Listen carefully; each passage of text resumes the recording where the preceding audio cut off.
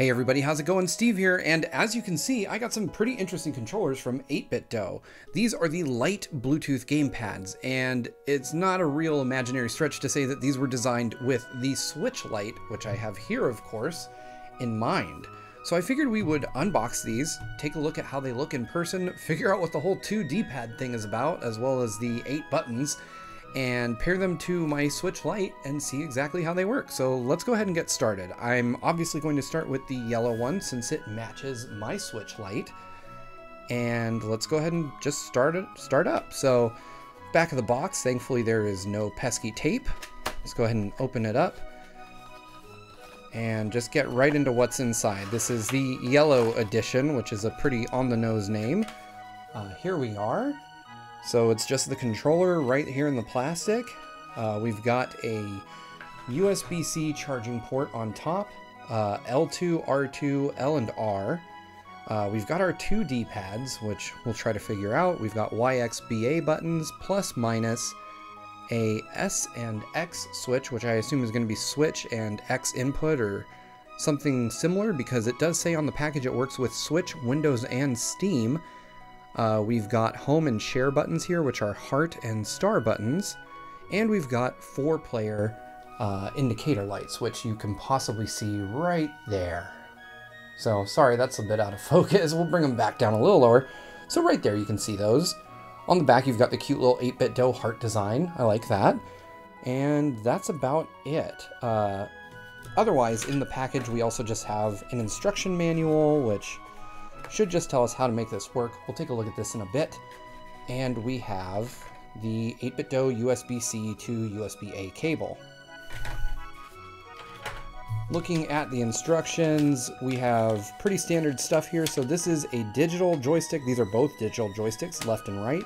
A power indicator, a pairing button on the top, shoulder buttons. L3 apparently is in the middle of the D-pad, and R3 is in the middle of the right D-pad. There's a mode indicator, and oh, it looks like, so these D-pads seem to emulate the analog sticks. So we'll have to try that out in a game like, say, Mario Kart 8 Deluxe or something like that and see how it works. For the Switch, we do have to have the controller in S mode. I think I know everything I need to get this working. So without further ado, let's put our Switch right here. Okay, we've got the controller in pairing mode. And there we go.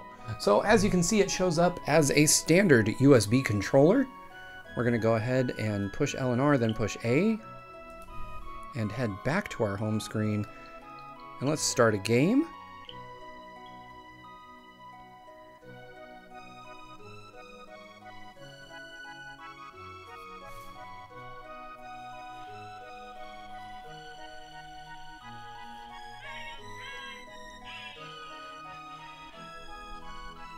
L and R to start.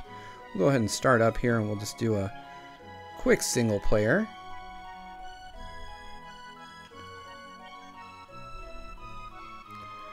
And we're just going to stick to, actually, you know what? Let's go ahead and try it at 150cc just to see how this works.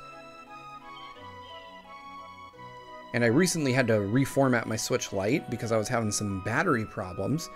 So I haven't quite installed my profile back on it yet, or any of my game saves, so we're just kind of starting from a scratch Mario Kart 8 Deluxe save here. I don't have anything unlocked at all. But I'm most curious to see just if this D-pad emulates the analog stick well, or if it's going to just cause me to go all over the place.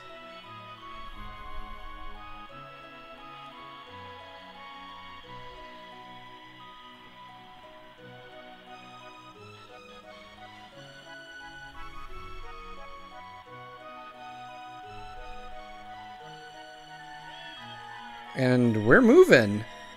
This works far better than I expected. I do have steer assist on. Let me get rid of that. Let's turn tilt controls are off. Smart steering is now off. So let's just make sure that smart steering isn't what's saving me here. That's not a great start for me. But I'm not feeling like I'm particularly out of control, even though I'm using a D-pad instead of, you know, a proper analog stick. This is doing the job nicely, and I'm really surprised to be saying that. So I'm not having issues cornering, I'm not having issues with oversteering or anything of the sort, really. I mean, you know, if anything, any play difficulty is because I'm sitting with the Switch Lite flat on a table, halfway staring into a camera and halfway looking into a microphone, as is, you know, part of the job here at Game Explain. But I'm actually deeply impressed by just how well this works. And obviously there's a ton of other games I can test it on. This is just a quick unboxing and very, very, very quick test, but now I understand. I initially thought that maybe this controller would emulate 2 Joy-Con individually and allow for 2-player play with each person using one D-pad and one set of buttons, which I think is a really cool idea, and if 8BitDo ever wants to implement that somehow in a firmware update, you can thank me later.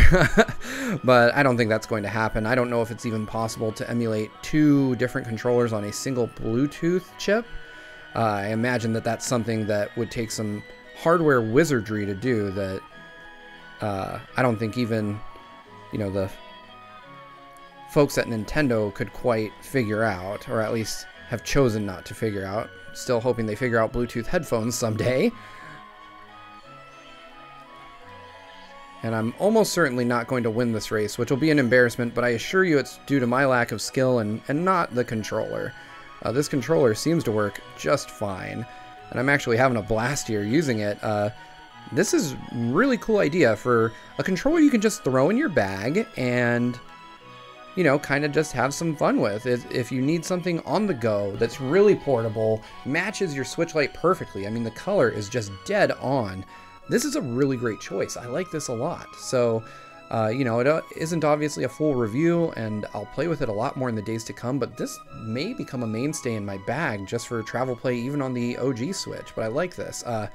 Before I leave this video, let's go ahead and just open up the blue one and see how that looks. I don't have a turquoise Switch Lite to compare it with, but I figure at least I can show you guys what the controller itself looks like. So we're gonna go ahead and open this up, and I'm gonna put our Mario Kart game on pause here, get this out of the way, and we'll just open up the top of this controller box and pull it on out and let you see what we've got here.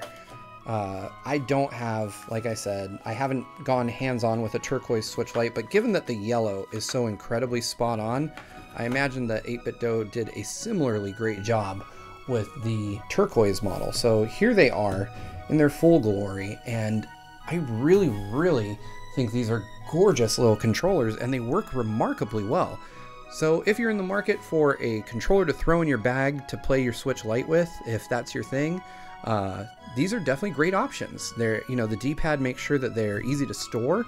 You don't have to worry about these getting damaged or pushed and kind of, you know, miscalibrated. There's no potential for drift on a D-pad, really. So if drift is a concern of yours, these will definitely allay that.